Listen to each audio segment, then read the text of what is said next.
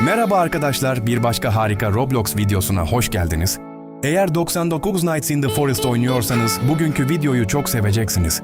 Arı mini biyomu güncellemesi sona erdi ve geliştiriciler 8 Ağustos Cumartesi günü saat 23 Ağustos'ta yayınlanacak olan Çocukların İşleri Var adlı bir sonraki büyük güncellemeyi resmen duyurdu.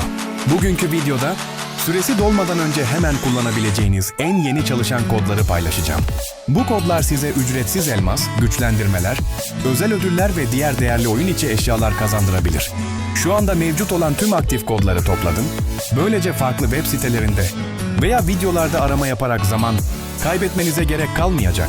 Çalışan kodları kaçırmadığınızdan emin olmak için sonuna kadar izleyin. Başlamadan önce sizler için özel bir çekilişimiz var. Şanslı bir abone tamamen ücretsiz 700 elmas kazanacak.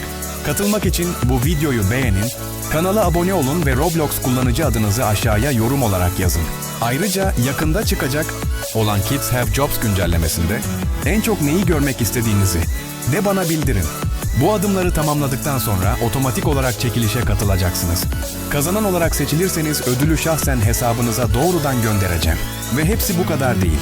Şu anda bu kanalda gelecekteki çekilişler için 2 milyondan fazla Robux'um hazır. Bu yüzden abone olduğunuzdan emin olun çünkü ücretsiz ödüller ve heyecan verici hediyeler kazanmak için daha birçok şansınız olacak. Tamam arkadaşlar, şimdi en yeni çalışan kodlara geçelim. Bu videoda yer alan her kod şu anda aktif ve size ücretsiz elmas, güçlendirme ve özel oyun içi eşyalar kazandırabilir. Kodlar her an sona erebileceğinden, her kodu mümkün olan en kısa sürede kullanmanızı şiddetle tavsiye ederim. Şimdi daha fazla zaman kaybetmeden en yeni çalışan kodları kullanmaya başlayalım.